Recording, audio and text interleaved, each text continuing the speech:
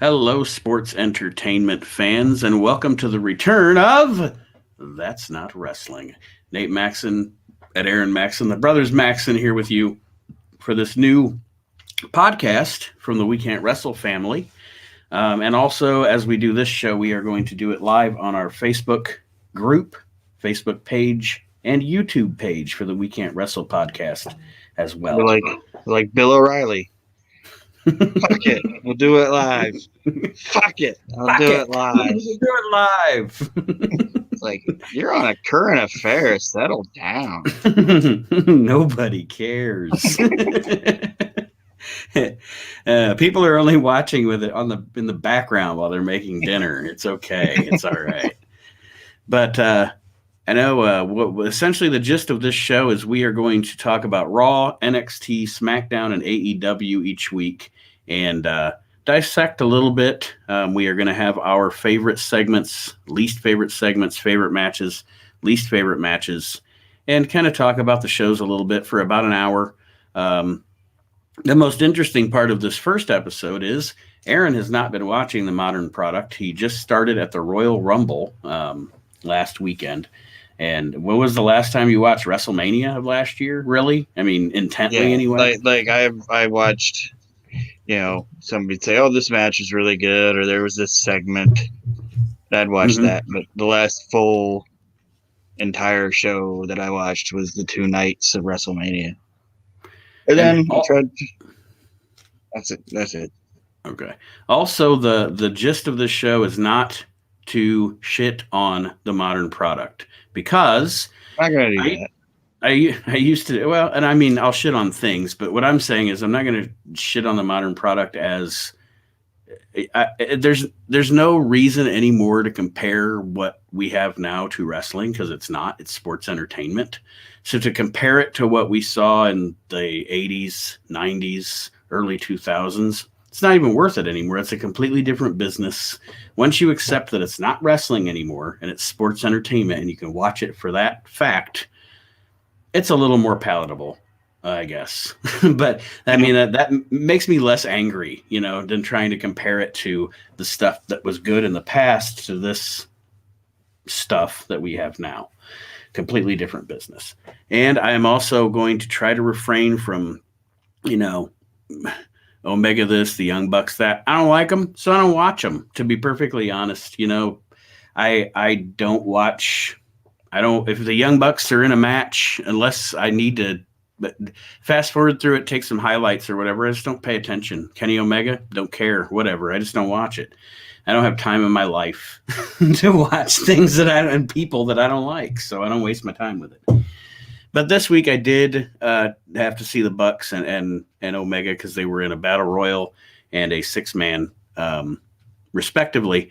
But we'll get to that. First, I will start by asking you, Aaron, what did you think was the best show this week? The best show this week was SmackDown.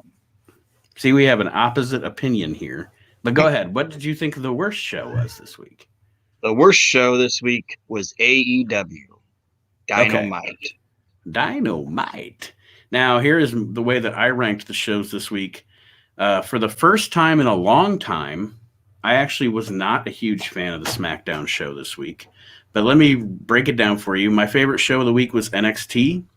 My second favorite show was Raw. Coming in at numero 3 was AEW. And last place for me this week was SmackDown. And I'll kind of elaborate on that as we go on. What did you think was the best match this week of all the matches you watched? The best match this week was Tommaso Ciampa and Timothy Thatcher versus Strong and Cole. And I totally agree. That was also my match of the week. Right. Adam Cole's the best worker in the world right now, I think. I mean, I hope he never goes to the main roster because I don't want Vince to Nakamura him. Yeah, I mean, I don't know if I'd go as far as saying he's the best in the world. He's on that list, but I don't know if he's like tippy-toppy. He's definitely my favorite worker in the world right now. I've never seen Adam Cole have a bad match. I've never seen Adam Cole cut a bad promo. I haven't either. and he wasn't anywhere on, so I don't know if he's. I know he was at the Royal Rumble, but I think, and he's not even my favorite wrestler, but I think you got to go a mile to try to top AJ Styles as being like just right to now. Be top worker, right? Yeah. AJ is phenomenal. Excuse the pun, but definitely. I guess what I'll say about Adam Cole, like I said, when I watch him, and maybe it's just because I've watched AJ so long, and it's not a diss to AJ, but I've watched AJ so long that maybe my brain craves for a different person, even though, again, not a knock on AJ. And I can see why you'd say like maybe Cole over AJ because of what you were saying. Like he's like promo and those things are all important, and in that aspect he's better than AJ. But when you just say worker, I just think like bell to bell, like take out, how does he look, how does he talk, it's just what does this guy do in the ring, and it's AJ in my opinion. Worst match of the week. The worst match of the week was the tag team battle royal from AEW. Yes. It was pretty garbage. Now, my worst match of the week, just because I do not like either wrestler and them being involved in a program, in a feud, anything is highly offensive to me, is Baron Corbin and Dominic Mysterio. That was my worst match of the week. However, the Battle Royal was complete suckitude. I'm not gonna lie. Now you made me just pick one. But if I was just gonna go off each show, obviously that one was the worst match on SmackDown. But the Battle Royal knocked it out. And if you want me to elaborate later, obviously we'll elaborate later on that. I'm just gonna change something on the Facebook real quick. Sorry, everybody. I don't know if anybody's watching, so. Well, anybody listening, because I don't know, maybe I'll just edit that out. But anyway, so that being said, we will go through now, and I'll start with what I thought was the best show of the week. Continuously, to me, is the best show. We're not doing the segment yet. I'm sorry. Yes, we are. What was your favorite segment of the week? My favorite segment of the week was Roman Reigns' opening promo of SmackDown. Which was solid, very solid. He's doing a great job as a heel. He's right where he should have been 2-3 years ago. It's obvious that my biggest thing is it's the same disappointment I have with Drew McIntyre being on top right now. It's so unfortunate that it did not get to happen in front of crowds. You have to, now it's the virtual crowd booing Roman Reigns, which actually, like you joked about while we were watching the Royal Rumble. When they put the real crowd in there, they're going to cheer him. They're going to cheer him now. He's actually going to they're going to turn him face when they didn't want him to be. He's going to be like, I told you, pal. He's a face. My favorite segment of the week actually was the Pete Dunne, Finn Balor, Edge segment from NXT. I like the intensity from Balor and Pete Dunne. Very much looking forward to that match. And Edge just being in there with those two guys and him eyeballing the NXT title. If I had to pick which champion I would want Edge to face at WrestleMania, it would be the NXT champion. I got some comments on that here in a minute. Okay. You can wait if you want, or I can just say it now. It's up to you. But no, go ahead. Go ahead. I don't think the NXT title should be one of the belts that the guy that wins the Royal Rumble can go for. Because NXT is supposed to be the brand of the future or whatever, and if they're getting away from that, then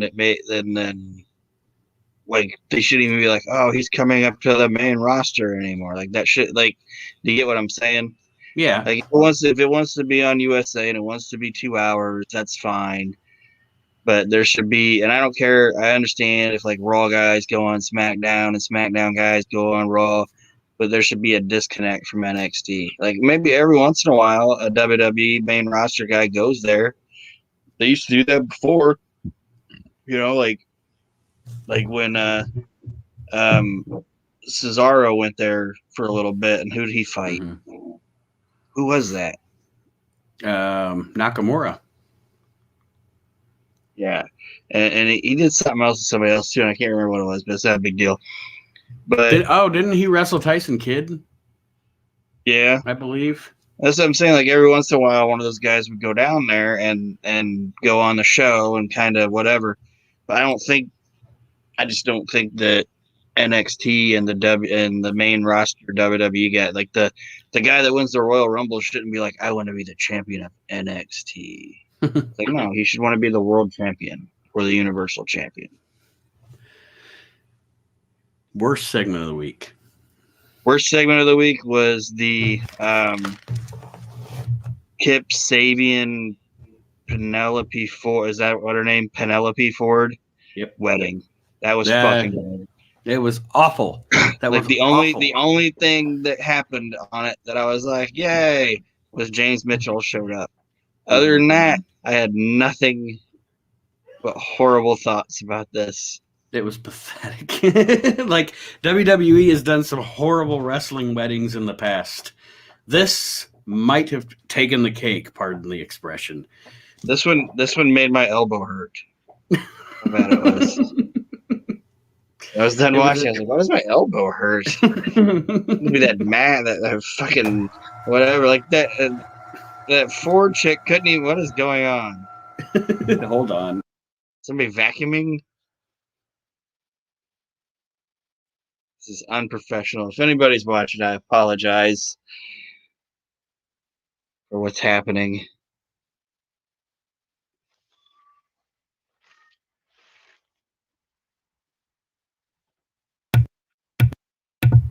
Okay.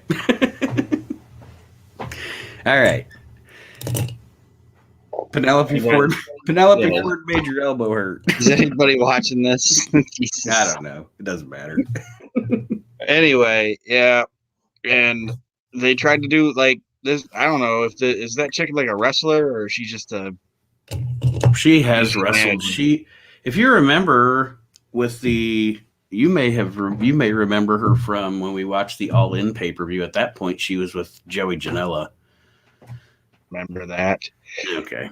Well, anyway, yeah. But I just was gonna say, like, if this chick's a wrestler, she can't even work a cake right. Like she got smushed into the cake, but it didn't even look like she had any cake on her. Yeah. Like fucking Chuck Taylor had more cake on him than she did. And then the worst part about it, possibly, is first of all, the whole Miro being foot cuffed or whatever to the thing was stupid, and then there's Orange Cassidy, which makes any segment bad because he's the shits. We were in agreement on that. Worst segment of the week. Absolute worst segment of the week. It's god awful. So let's dig into the shows a little bit now that we've decided that. Monday Night Raw. We're doing Raw first. Do Raw first. Right. We opened with a Drew McIntyre promo, Edge coming out, Sheamus coming out. I've been hoping that they were going to do the deal with Sheamus for a while. I know you haven't been watching, but they've been playing on Drew and Sheamus's past, their history together, how they were friends, Revolution Pro and all that stuff. And if they're going to have a match, I mean, maybe even at the next pay-per-view with Payback, or I think it's Payback, I'm down with that. I don't see Edge challenging Drew at Mania, so I don't know what they do with Drew at Mania, unless Brock's coming back or something. But I thought this opening segment was decent. It was all right. I don't understand why Edge and Drew were like whispering at each other. Like it's like they were talking as low as humanly possible. And Edge, you won the Rumble.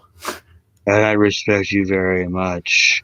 Drew McIntyre, and then I didn't know that Sheamus was now dressing like a 1920s period stage performer. He looked like he was coming off the set of a Peaky Blinders. 1920, yeah, Peaky Blinders or whatever. I didn't know he was doing that. It's a weird look, and it might be cool. I don't know, but it was like the first time I saw it, and I'm like, I don't know what that is, but okay. But it was all right, and maybe when I watched it, maybe if I had seen like the little hints they were trying to drop at Sheamus turning, maybe it would have been more effective. That's what I'm saying. I'm not trying to like. This is the first time I've watched this in a while, so I'm not trying to just like that was the shits. It's like, well, maybe it wasn't if I would have seen the content.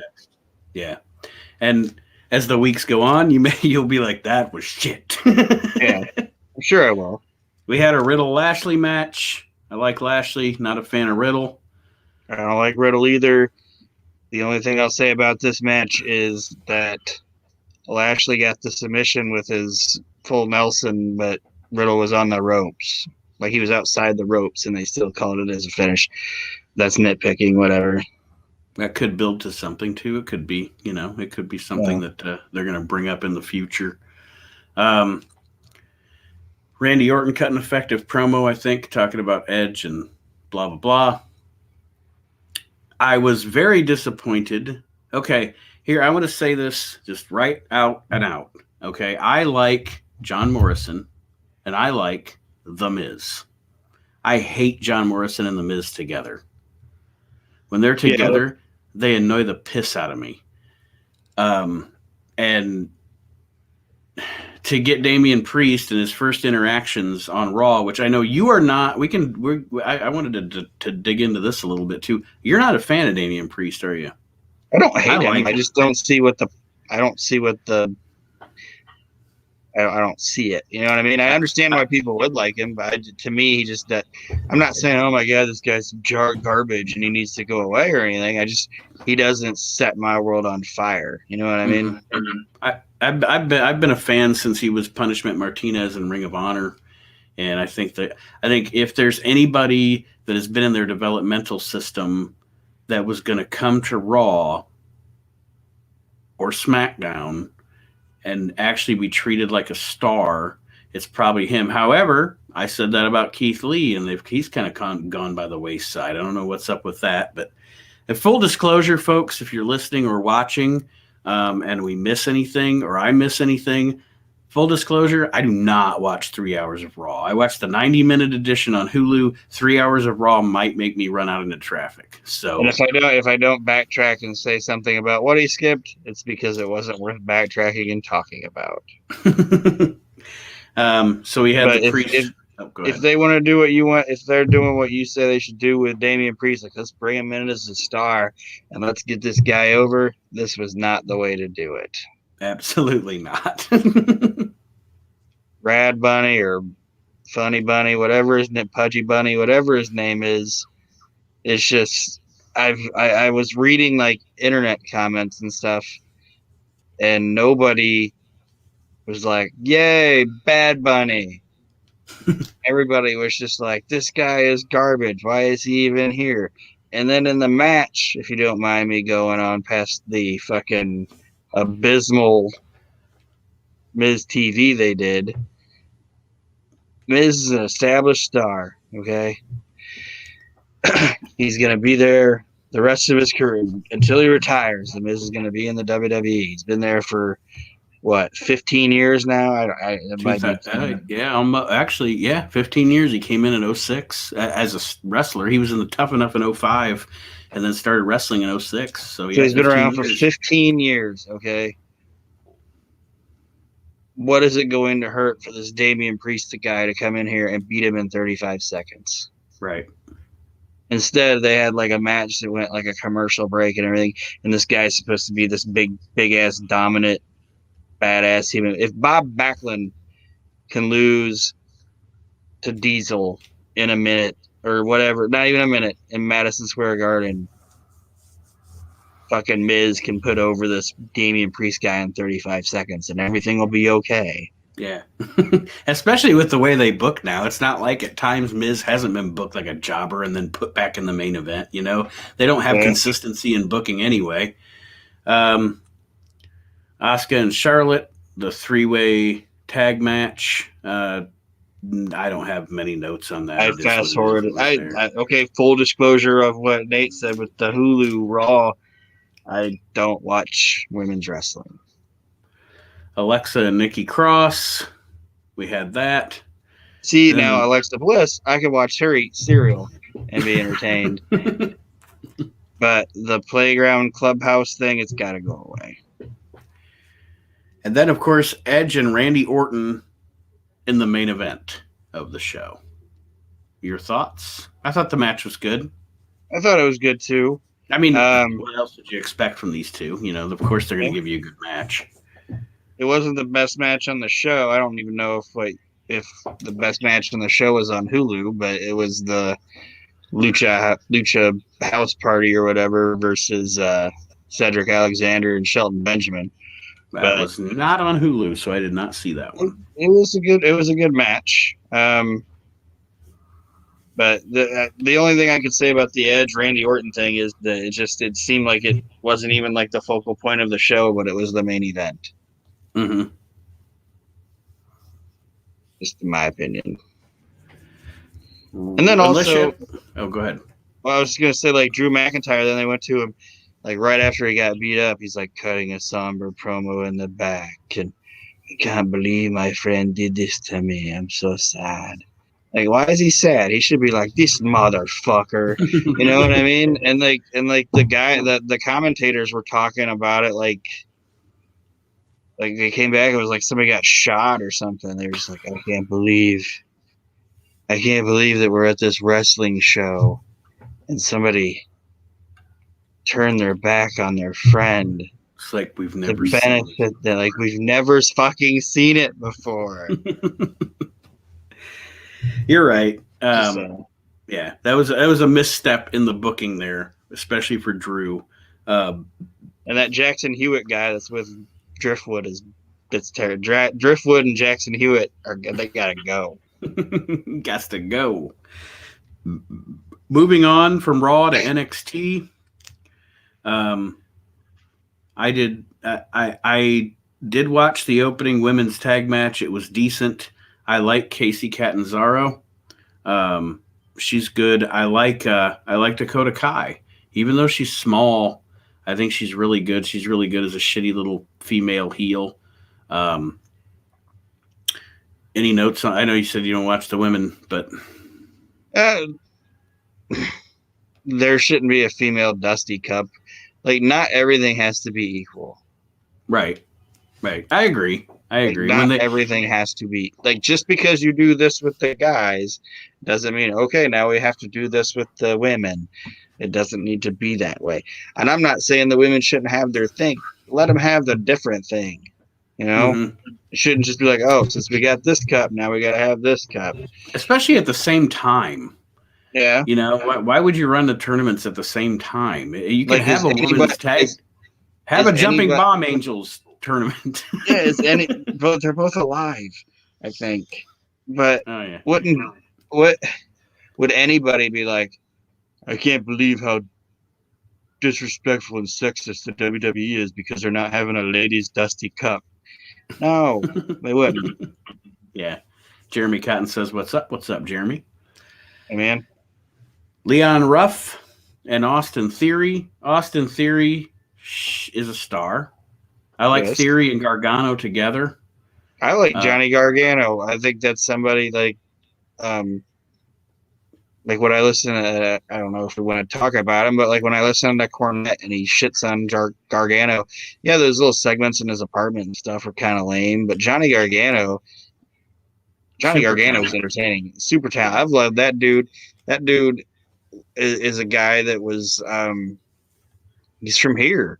Like, I used to watch him on Sports Time Ohio at like 11 o'clock at night on Prime Wrestling, and I was like, Gargano's the shit, It's awesome.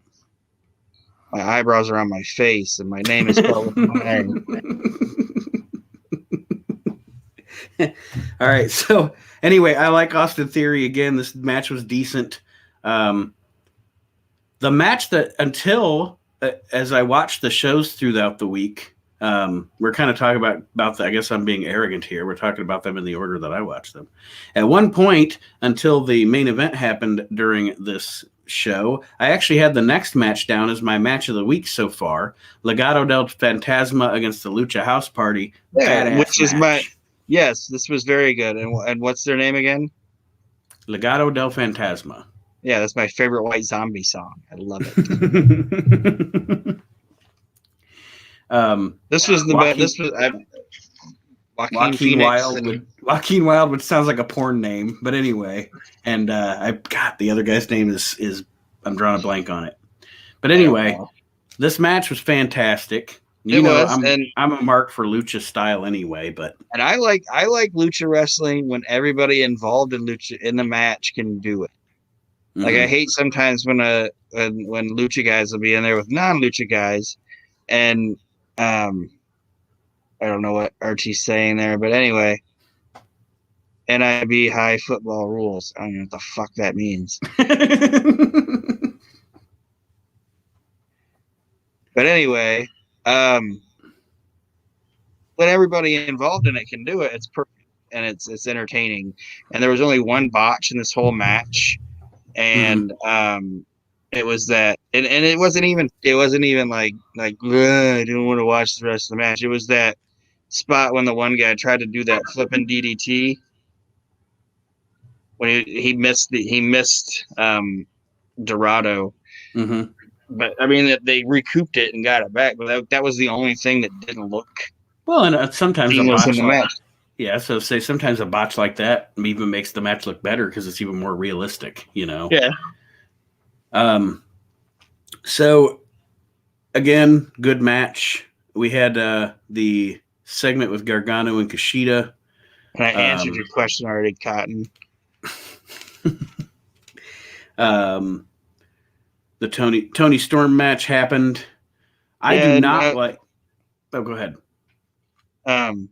Didn't like MST3K or whatever come out and interrupt the Mexican guys? Yes, they were the rascals in Impact. Yeah, I know who they are. Now I'm going to call them Servo and Crow. And they sucked in Impact and they suck now.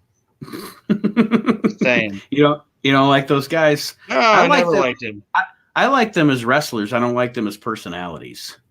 Like if they would just wrestle and shut up, I would probably dig them a lot more. But yeah, their personalities are annoying as shit. Not as annoying as the Street Profits, but we'll get into that when we talk about we'll talk about that later. I do not like this Kurt Stallion dude. No, he came on the screen. He comes off like a deflated Von Erich. No, when he came up on the screen, like I wasn't like completely paying attention, and I looked up, and I was like, "Why is Matthew Modine from the 1980s on NXT?" I am not a fan of him as a personality, as a wrestler, anything. He faced Escobar. Like, fucking Private Joker doing here? And I'm completely baffled by the fact that they're trying to match Karrion Kross up with Escobar. I really don't get that. Karrion Kross. You don't like Escobar? No, I like Escobar and I like Karrion Kross. I don't know. I don't understand matching them up though in this little thing. I don't get it. They're both heels. Karrion Kross should be in the main event world title picture, not the cruiserweight title. I don't know. I don't get it. I get the vibe that he wasn't going for the cruiserweight title. He's just feuding with this guy. Like I don't think when they fight it's going to be for the cruiserweight title. But you also got to remember, not everybody can always be in the world title feud. Mm-hmm. You know, I liked the segment. I liked the fact that Karrion Kross's old lady was up there and watching it, and he's. I just thought this whole thing was cool. I liked it. I don't like Kurt Stallion, but I thought. The aftermatch. And her watching the whole match and him trying to like somewhat impress her during the match and stuff. I thought it worked. And then we already kind of sort of discussed the main event. It was both of our match of the week. Adam Cole and Roddy Strong against Timothy Thatcher and Tommaso Ciampa. Great grappling to start the match and a really strong finish. Pretty much nothing negative to say about that match at all. Nope. And more context for it for you, before this tag team of Thatcher and Ciampa, they had that pit fight. They had a pretty brutal feud against each other, so it's like a common respect kind of team. Yes, I watched some of that. But the only thing that took me out of this match is I think it's stupid that they have the fake crowd go, baby. Yeah. And the wrestlers reacting to the fake crowd gets to me too. Like, we could talk about it now. Even with NXT, like, they have people there. Mm-hmm. Like, so why do you need to put the fake crowd when there's actual human beings there? Just right. let them be the noise. Just like, when at the beginning of SmackDown, we're not going to talk about SmackDown yet, but at the beginning of SmackDown, when Roman was going to cut his promo and the fake fans are chanting, "You suck," he did like the pause, like there were actually people there that he was trying to get to stop saying "you suck" to him. And that's so convoluted. It's stupid. But anyway, up next, we'll talk about AEW. Which, like I said, NXT was my favorite show of the week. Usually Raw is my least favorite show of the week. Ironically, this week SmackDown was. It's either Raw or AEW usually. But anyway, we kind of discussed the stupid Battle Royal. My biggest note on that why are the Bucks in it? Like why are they even in this thing? And then Tony had to like explain it in this convoluted way of what would happen if the Bucks won the Battle Royal. They get to pick who they fight. And then what Battle Royal have you ever seen where all of the participants are just standing outside of the ring? And that's what they did here. Like all the teams were outside of the ring just so the Bucks could come out and shoot their fucking confetti and jump on all of it. Yeah. Stupid. I've never seen a battle royal other than TNA's stupid ass reverse battle royal where they all just were standing around on the floor. And it's a fucking tag team battle royal, but you're individually eliminated. So it's not a tag team battle royal. It's just a fucking battle royal. Right. And I know I said that I wasn't. There has never been anything. I don't understand. I wish somebody would explain it to me sometime and logically explain it to me how anybody regards the Young Bucks as not just the greatest tag team, but how do they regard the Young Bucks as a good tag team? I've never seen anything they've ever done I've ever liked. They're terrible. Their personalities are terrible. I don't want to use the term spot monkey, but that's the best way to describe it. Like their matches have no good flow. I know a lot of people raved about their match with Omega and Adam Page earlier this year. Adam Page was the only good thing about that match. He was the one that slowed it down. He was the one that kept the pace in it. But anyway, I don't want to go on a Bucks rant. But yeah, we covered the Battle Royal was the shits. The right team won. I mean, I'll say that much. I like Jericho. I like Jericho and MJF as an act. I don't think MJ. At first, I wrote down I don't think MJF should even be in the inner circle. But then later on, I saw what they're doing or trying to do. Then we had the segment with Tony Schiavone interviewing Darby Allin and Sting with Team Taz not allowed in the building. At age 75, Sting brings nothing to the table. No. And I mean, what I will say about this, and the reason that I gave this segment a thumbs up and not a thumbs down, is I enjoy Team Taz. I do. That's in my notes. I enjoy him and his whole stable. He's got a cool little stable going there. He's always will be a hell of a promo. They look like they should be together. Mm-hmm. They look like men. And what is a 75-year-old Sting and Darby Allin gonna do against guys that look like that? Right. Makes no fucking sense. And Darby Allin looks like some rich emo kid who is misunderstood and likes to paint on like under overpasses and shit. I know people rave about Darby Allin, but I can't. I just can't. I can't be like, oh, I can see why everybody likes him. I don't see why anybody likes him. I see why Darby Allin appeals to millennial fans. I could see that. I see what you're saying. Like, he doesn't necessarily appeal to me, but I can see why the next generation likes Darby Allin. That would take a while to dissect, but I can see it. But I'm not a huge fan either, and I'm not a fan of Sting wrestling. I'm okay. I was going to be okay with Sting being around, being a legend, maybe even being a corner man or something like that. But I don't want to see him in a ring. Who wants to see him in a ring? I mean, you know what I mean? Who wants to see him in the ring? And that's where a lot of times, like, I get frustrated with at both sides of the the little internet dweeb AEW versus WWE war. The same people that are like, Goldberg, and then Sting brings his mop. He looks like a mop, his mop looking ass, and I mean, it's just like, and then they're like, oh, it's Sting. Yeah. Goldberg at least is still in shape. Mm-hmm. He doesn't have to wear layers.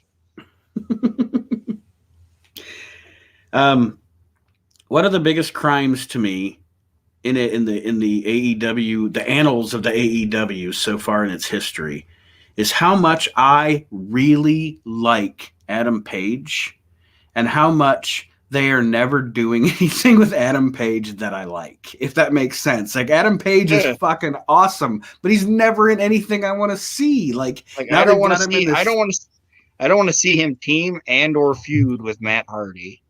Mm-hmm. I don't want him to fight fucking Luther and some other schmuck. And they had him in the shit with you didn't see it, but the previous thing, he was in some shit with the Dark Order. And then before that, it was Omega. And it's like, I really like this guy. Could you put him up against MJF or somebody I want to watch him fight? And I understand that this thing, like bled out from like something involving Brody Lee's kid. And Brody Lee's kid shouldn't be involved in storylines. He slapped Luther. I mean, that was essentially the thing of it. He slapped Luther. Who doesn't want to do that? And I'm not knocking Brody Lee or Brody Lee's. I'm not saying that. I'm just saying I don't think it should be a thing. And if that was a one-off and they're done with it, that's cool. But yeah, I didn't even have enough interest in this to like having a solid opinion about it. I just knew, I was like, I don't want anything to do with any of this.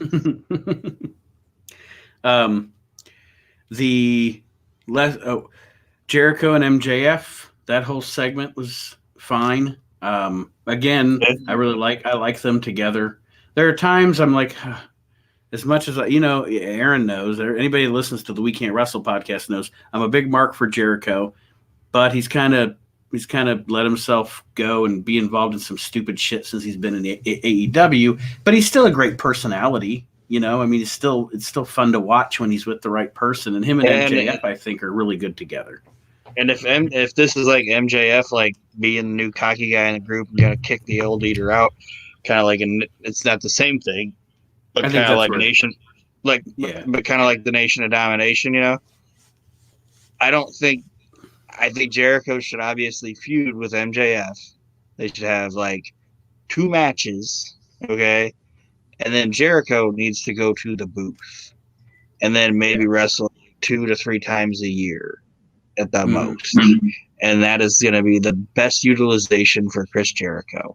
Absolutely. Put him behind the desk and let this guy be your hybrid Jesse Ventura, Bobby the Brain Heenan.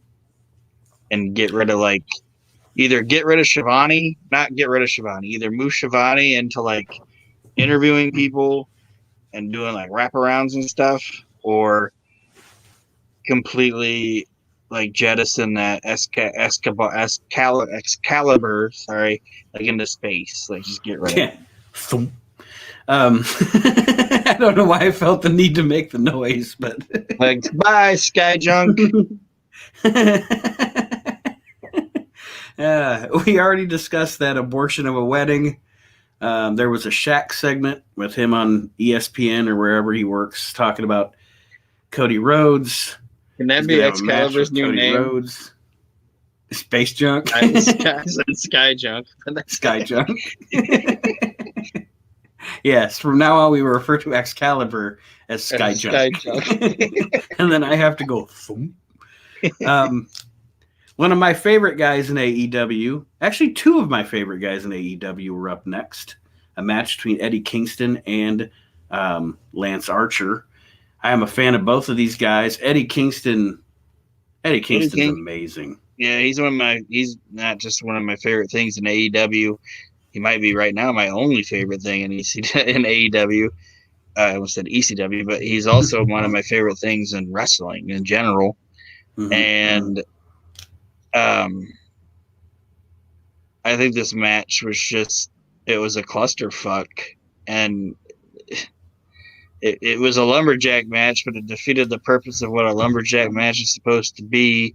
And if this is their way of like, because a lumberjack match is also a way of like showcasing some of your mid-card talent on the show, and if this is their mid-card talent, oof. Yeah. The FTR deal, AEW has totally screwed the pooch on the best tag team in wrestling. And were they gonna like rape Marco Stunt? Yeah, I don't know, but in any world where things are the right way they should be, FTR shouldn't even ever be in the same fucking room as Marco Stunt. And this is what we got. And they have taken the best tag team in the world. It's like if the Midnight Express would have stayed with Jim Herd. They have taken the best tag team in the world and made them into the Ding Dongs, and I'm pissed about it. And fuck you, AEW. But anyway, and then a Janela promo. I didn't watch it. I don't watch Janela promos. I have too much respect for myself to watch a Joey Janela promo. And then Omega and the Good Brothers against Mox. Go ahead. I was just saying, yeah, you said about the Omega, but I said, yeah, about the Good Brothers. I was just saying, I'd love me some Good Brothers. Against Mox, Pac, and Phoenix. Sex Ferguson. I'm sorry, those two are two of my favorite people. They're fucking funny and they're talented, and I love Doc and Anderson. They're fucking great. They are. This match was, well, what did you think of the match? Because I didn't watch it.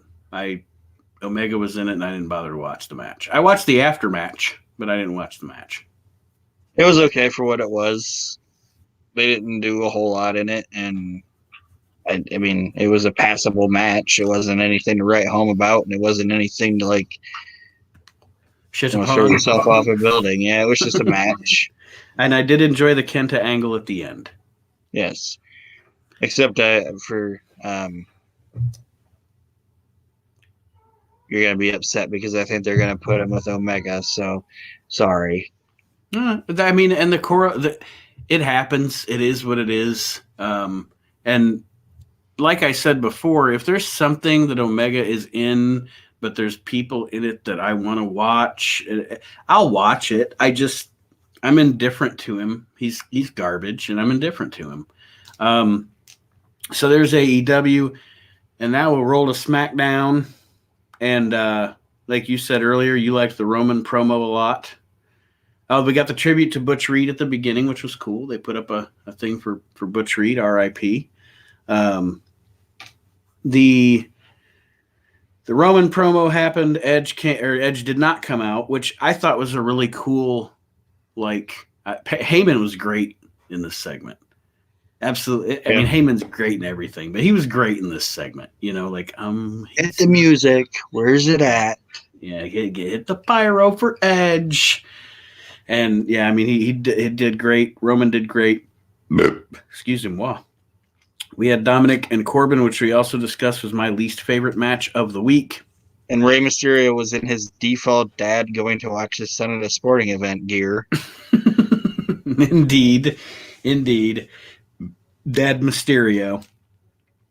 Daniel Bryan and Cesaro had a really, really, really good match. Yes. And we even got blood on Fox. Yeah. I don't know where they're going with these guys. Obviously, this is going to be like a how do I want to say? This looks like it's going to be like their TV feud. I don't even want to call it a feud because, I just think this is going to be something like, oh, this guy won this time. And it was nice because they said Cesaro beat him like last week, right? Or was it like a couple weeks? It was nice to see that, like, okay, this guy beat him, but now he beat him again. Like, it wasn't maybe like, 50-50 it. Yeah.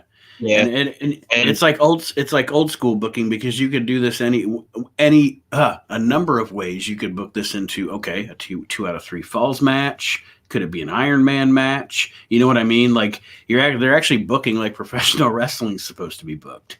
Yeah, they only and maybe they'll do it again. Maybe they'll do it the next time these guys wrestle. But when Cesaro went to like shake Daniel Bryan's hand, even though he won, I was like, man, I hope he fucking just hauls off and just kicks him right in the face. Like, but it didn't happen. It could be coming. It could be coming. But it was just. I don't want to see it just continue to be two guys just liking each other and they bond the respect. It's like, let's just have a guy kick him in the face. Everyone like I want to see that every once in a while. What do you think of Bianca Belair? I don't. All right.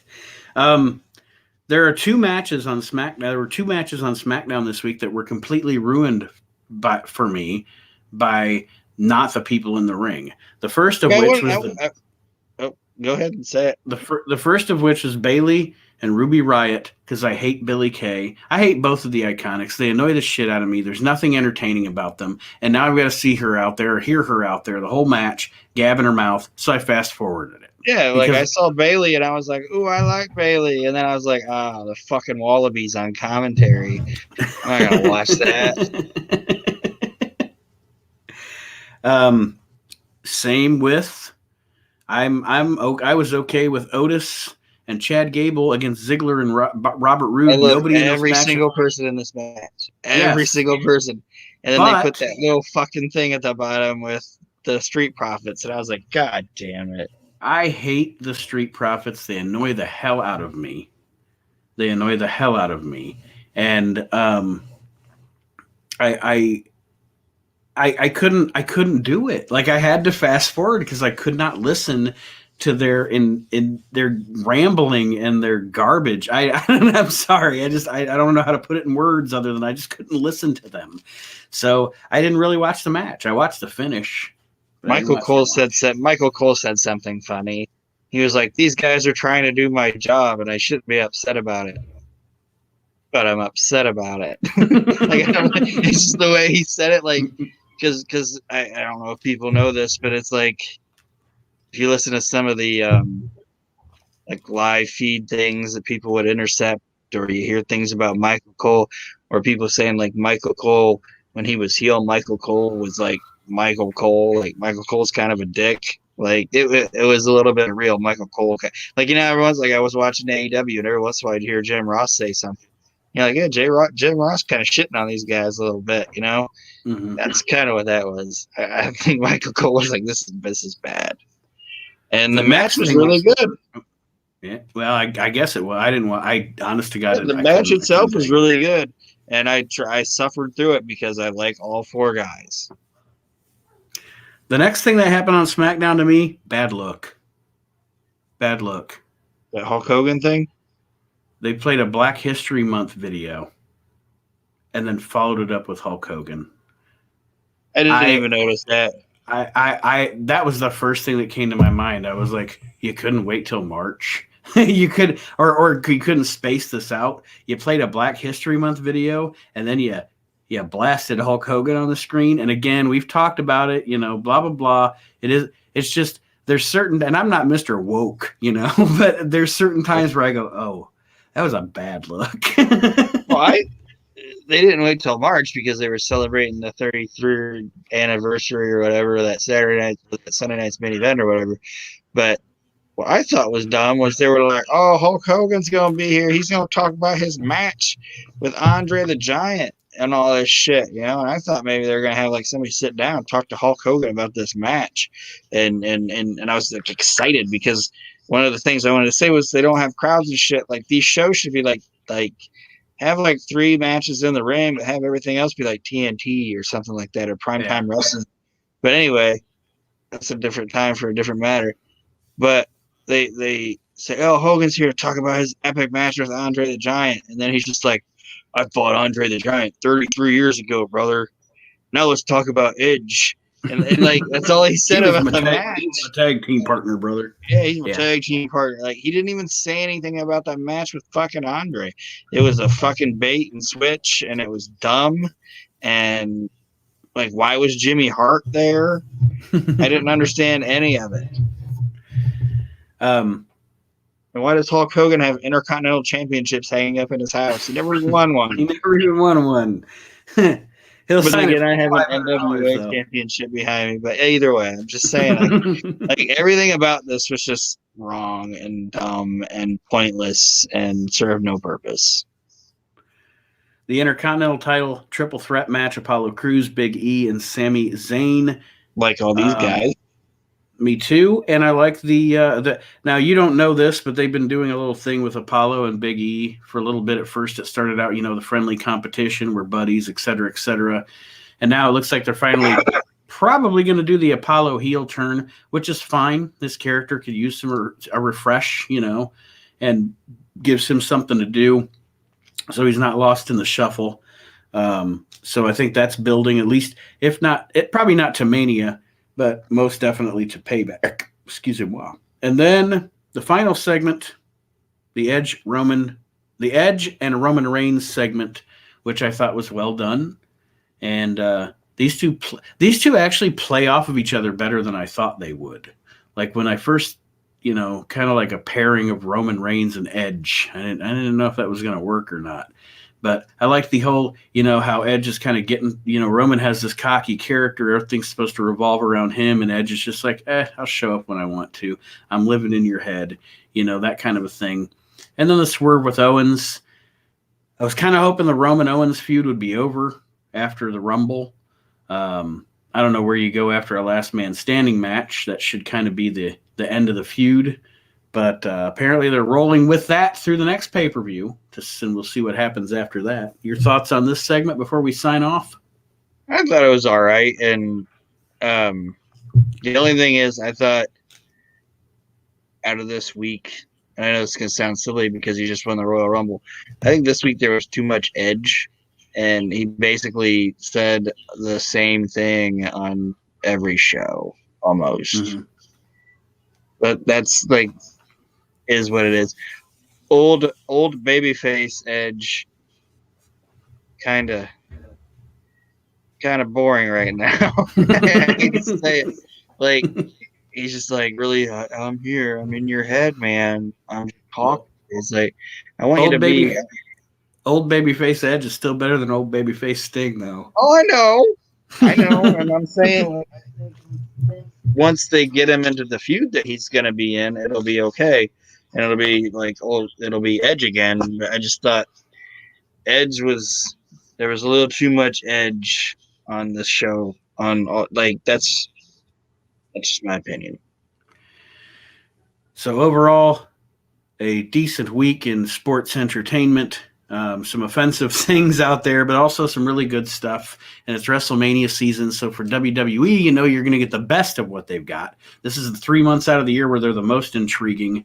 So that being said, I want to thank Aaron for joining me on the return of That's Not Wrestling, which is now, of course, an audio podcast along with being live on Facebook and YouTube.